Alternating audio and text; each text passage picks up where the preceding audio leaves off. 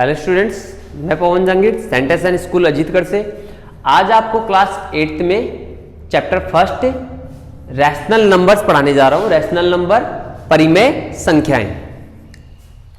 Rational number पढ़ने से पहले हम रैशनल नंबर की डेफिनेशन देख लेते हैं। रैशनल नंबर की जो डेफिनेशन है वो है a number which can be return in the form of p upon q, where p and q are integers and q is not equal to 0। यानी कोई भी ऐसी संख्या जिसको हम अपॉन में लिख सके, यानी अपॉन का मतलब बटे में, जैसे 2/3, 4/3, तो कोई भी हो, ऐसा कोई भी नंबर जिसको हम p अपॉन q की फॉर्म में लिख सके वो क्या होगा? Rational number. लेकिन इसमें एक कंडीशन ये है कि डेनोमिनेटर में 0 नहीं होना चाहिए। डेनोमिनेटर में क्या नहीं होना चाहिए? 0। अगर आपके पास डेनोमिनेटर में 0 आता है तो वो क्या है? रैशनल नंबर नहीं है। तो ये है रैशनल नंबर की डेफिनेशन। अब अगर आपको यहां पे जो हम पढ़ा रहे हैं इसमें अगर आपको किसी भी चीज में कोई भी प्रॉब्लम होती है, क्योंकि हम पढ़ाते पढ़ाते जैसे आगे चलते हैं तो पीछे वाले को हमें इरेज करना पड़ता है, तो अगर फिर भी किसी भी चीज में कोई प्रॉब्लम हो तो आप उसको वीडियो को पॉज करके आप उसका स्क्रीनशॉट लेके, आप जो भी है जैसे डेफिनेशन का आपकी स्क्रीनशॉट लिया, आपने उसको राइट कर लिया पेज में, ऐसे करना है। अब हम पढ़ेंगे प्रॉपर्टीज ऑफ रैशनल नंबर, परिमेय संख्या के गुणधर्म। मेनली किसी भी कोई भी नंबर्स है, किसी भी नंबर्स की 4 प्रॉपर्टी होती है: closure property, commutative property, associative property and distributive property. तो क्लोजर प्रॉपर्टी के बारे में, बाकी ये प्रॉपर्टीज हमने पिछली क्लास में पढ़ ली है, जैसे 8th क्लास में हमने, 7th क्लास में भी हमने पढ़ी थी property, closure property, commutative property, associative property. लेकिन हम एक बार फिर से इसका रिवाइज कर रहे हैं। तो आज हम पढ़ेंगे closure property and commutative property. तो क्लोजर प्रॉपर्टी क्या होती है? क्लोजर प्रॉपर्टी में क्या होता है? जब हम कोई भी दो रैशनल नंबर को ऐड कर रहे हैं या सब्ट्रैक्ट कर रहे हैं या मल्टीप्लाई कर रहे हैं या डिवाइड कर रहे हैं, उसका आंसर क्या आना चाहिए? Rational number. अगर हम रैशनल नंबर के लिए देख रहे हैं तो कोई भी ऑपरेशन करो, या एडिशन करो, सब्ट्रैक्शन, मल्टीप्लाई या डिवाइड, आंसर क्या होना चाहिए? Rational number. तो हम देखते हैं एडिशन के लिए, जैसे हमने लिया 2/3 प्लस 4/3, दोनों ही रैशनल नंबर है, और दोनों ही रैशनल नंबर को जब हम ऐड कर रहे हैं तो दोनों का एलसीएम क्या आया? 3। और जब एलसीएम सेम, जब ये डेनोमिनेटर सेम होता है, एलसीएम वही आता है, और ऊपर वाले को हम ऐसे कैसे ऐड कर देते हैं? 2 + 4 = 6/3। तो ये क्या हो गया? एक रैशनल नंबर ही आ रहा है। इसके अलावा आप और भी एग्जांपल्स लेके देख सकते हैं। जब भी आप दो रैशनल नंबर को ऐड करोगे तो उसका आंसर क्या आएगा? एक रैशनल नंबर ही आएगा। तो आप बोल सकते हो कि closure property are applicable for addition. Yes, मैं इसमें लिख देता हूं, yes, closure property are applicable for addition. तो ये तो हो गया क्लोजर प्रॉपर्टी एडिशन के लिए। अब देखेंगे हम सब्ट्रैक्शन के लिए। सब्ट्रैक्शन के लिए हमें क्या करना है? कोई भी दो नंबर लिया हमने, 2/6 माइनस 2/3। यहां एलसीएम क्या है इसका? 6 और 3 का एलसीएम क्या होगा? 6। अगर आप लोगों को एलसीएम में कोई प्रॉब्लम होती है एलसीएम लेने में, वैसे हमने पीछे वाली क्लासों में एलसीएम आप 5th क्लास से लेते आ रहे हो, लेकिन फिर भी एक बार रिवाइज कर देते हो। कोई भी दो नंबर का जब हमें एलसीएम लेना है तो हम उसको प्राइम फैक्टराइजेशन की हेल्प से ऐसे कर सकते हैं। अब 6 और 3 का हमें एलसीएम लेना है, तो सबसे पहले देखेंगे कौन से नंबर, 3 और 6 में ऐसा कौन सा नंबर है जिसका डिवाइड हो रहा है। तो हम देखेंगे 3 का डिवाइड हो रहा है, वैसे तो 2 का हो रहा है, सबसे पहले 2 का देखेंगे। 2 का डिवाइड किस में हो रहा है? 6 में हो रहा है। 2 3 जा 6। देखो, जिसमें डिवाइड हो रहा है उसमें डिवाइड कर देना है, जिसमें डिवाइड नहीं हो रहा है उसको ऐसे कैसे लिख देना है। तो 3 में डिवाइड नहीं हो रहा, उसको हमने ऐसे कैसे लिख दिया। अब 3 और 3 दोनों में 3 का डिवाइड हो रहा है, तो 3 में 3 का डिवाइड हुआ 1, 3 में 3 का डिवाइड हुआ 1, तो क्या बच गया? 2 और 3, 2 3 जा 6। तो एलसीएम क्या आया इसका? 6। अब 6 में 6 का डिवाइड करेंगे, क्योंकि डेनोमिनेटर में कभी भी एलसीएम लेने के बाद में हमें क्या करना होता है? जब भी एलसीएम लेते हैं उसमें डेनोमिनेटर से डिवाइड करते हैं, और जो भी आंसर आता है उसको न्यूमरेटर से मल्टीप्लाई करते हैं। तो 2 6 में 3 का डिवाइड किया 2 और 2 को 2 से मल्टीप्लाई किया 4 में से 2 माइनस किया 2/6। जब भी दो डिफरेंट साइन होते हैं, यहाँ माइनस है यहाँ प्लस है, तो हमें क्या करना है, बड़े नंबर से पहले वाला जो साइन है वो लगाना है। तो -2/6 जो कि क्या है, एक रैशनल नंबर। तो रैशनल नंबर सब्ट्रैक्शन के लिए भी रैशनल नंबर क्या होगा, एप्लीकेबल होगा। ये क्लोजर प्रॉपर्टी किसके लिए एप्लीकेबल होगी, सब्ट्रैक्शन के लिए। सब्ट्रैक्शन के लिए रैशनल नंबर नहीं, वो क्या है कि थोड़ा सा मिस्टेक हो गया था। Closure property is applicable for subtraction.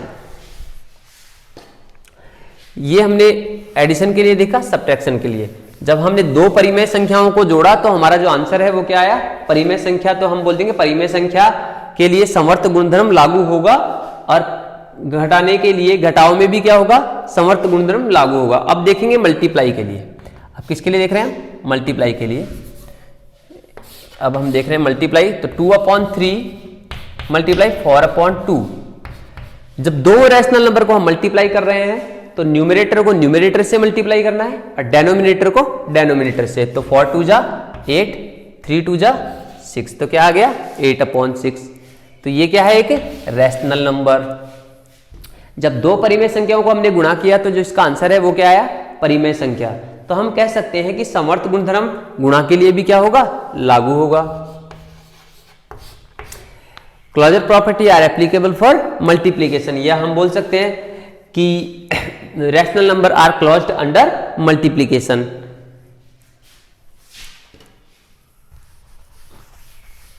इसके अलावा आप घर पे जैसे रफ नोटबुक में और भी कुछ एग्जांपल्स लेके इनको सॉल्व कर सकते हो। आप इतना देख लेना, हमने यहाँ पे क्या लिखा है, यस यस यस। तो आपका भी क्या आना चाहिए, यस, यानी एप्लीकेबल होना ही चाहिए। आंसर क्या आना चाहिए, रैशनल नंबर। अब हम लेंगे डिवाइड। तो डिवाइड में मैं ले रहा हूं, अब हम डिवाइड वाला सॉल्व कर रहे हैं। तो हमने लिया 4/3 डिवाइड 2/3। तो डिवाइड जब भी हम रैशनल नंबर का डिवाइड करते हैं तो जो डिवाइड वाला जो साइन है, जो भाग वाला जो चिन्ह है वो तो चला जाता है, वो तो चेंज हो जाता है गुणा में, और आगे वाला जो परिमेय संख्या है उसको हम किस में चेंज कर देंगे, उसको हम चेंज कर देंगे, उसका हम क्या कर देंगे, रेसिप्रोकल कर देंगे, उसको हम उल्टा कर देंगे 3/2। अब क्या करेंगे, ऊपर वाले को ऊपर वाले से गुणा करना है और नीचे वाले को नीचे वाले से गुणा करना है, यानी अंश को अंश से और हर को हर से। 4 3 जा 12 और 3 2 जा 6। देखो ये भी क्या है, एक रैशनल नंबर। तो आप बोल सकते हो कि ये इसके डिवाइड के लिए भी क्लोजर प्रॉपर्टी एप्लीकेबल है, लेकिन इसमें एक कंडीशन ऐसी बन जाती है कि देखो मैं समझा रहा हूं आपको कि जैसे हमने एक रैशनल नंबर लिया a/b, मैं कोई भी नंबर ले रहा हूं, दूसरा ले रहा हूं इसमें c/d, और हमारा आंसर रैशनल नंबर ही आने वाला है। लेकिन अगर c और d यानी अगला जो रैशनल नंबर है, किसी रैशनल नंबर में नेक्स्ट कोई भी रैशनल नंबर का अगर डिवाइड कर रहे हैं तो उस रैशनल नंबर में न्यूमरेटर और डेनोमिनेटर कहीं भी जीरो नहीं होना चाहिए, यानी c एंड d क्या नहीं होना चाहिए, जीरो नहीं होना चाहिए। c and d should not be zero. तो क्या नहीं, या जीरो नहीं होना चाहिए। अगर ये जीरो हो जाता है, जैसे a/b डिवाइड 0/0, या इसमें c की जगह हमने जीरो लिया तो ये क्या हो गया, पूरा जीरो। और a/b में हम जीरो का डिवाइड करेंगे तो ये क्या हो गया, डिवाइड को हमने चेंज किया किसमें, डिवाइड किसमें चेंज हो जाता है, मल्टीप्लाई में। और जीरो के नीचे क्या था, d, ये d कहां चला जाएगा, ऊपर, जीरो कहां आ जाएगा, नीचे।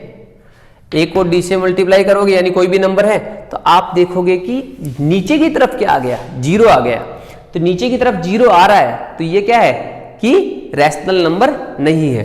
तो ये ओनली उस कंडीशन में एप्लीकेबल नहीं होगा जब किसी रैशनल नंबर को ऐसे रैशनल नंबर से आप डिवाइड ना करो कि उस रैशनल नंबर में न्यूमरेटर या डेनोमिनेटर जीरो ना हो। जैसे एक बार फिर से मैं कोई एग्जांपल लेता हूं, 2/3 डिवाइड बाई 0/2।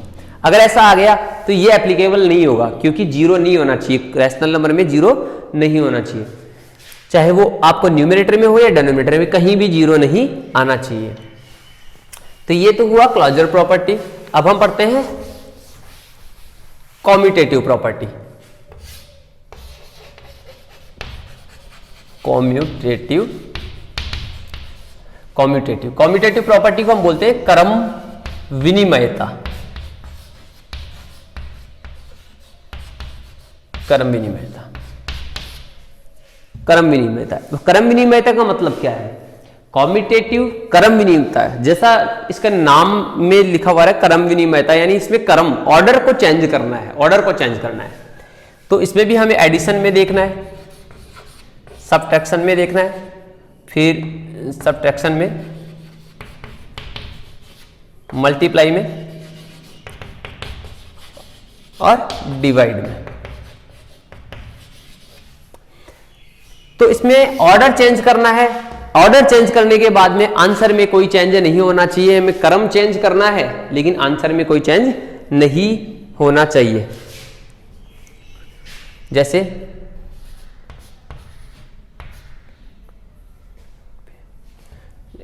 ये प्लस कर रहे हैं, सबसे पहले एडिशन के लिए देख रहे हैं।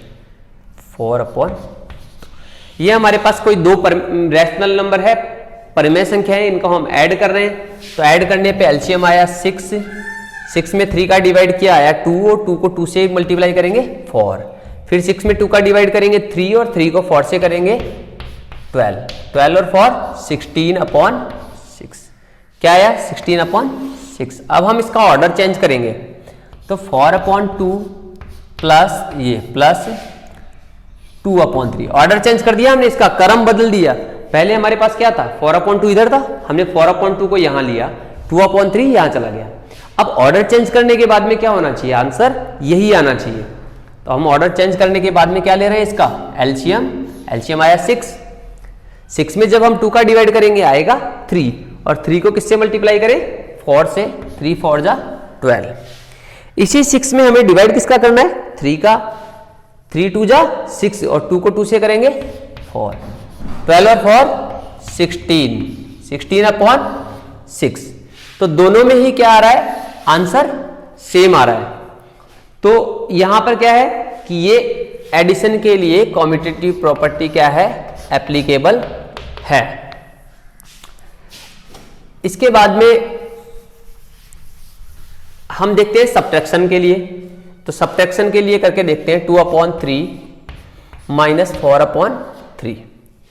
यहां पे दोनों के डेनोमिनेटर सेम है तो एलसीएम क्या आएगा? वही आएगा 3। ऊपर वाला सेम ऐसे कैसे हमें क्या कर देना है? 2 - 4 ऐसे कैसे लिख देंगे? जब डेनोमिनेटर सेम होता है एलसीएम वही आता है। जब हर समान होगा तो लघुत्तम वही आएगा और हमें ऊपर वाले को ऐसे कैसे लिख देना है। अब एक में माइनस है एक में प्लस है तो हमें क्या करना है? माइनस।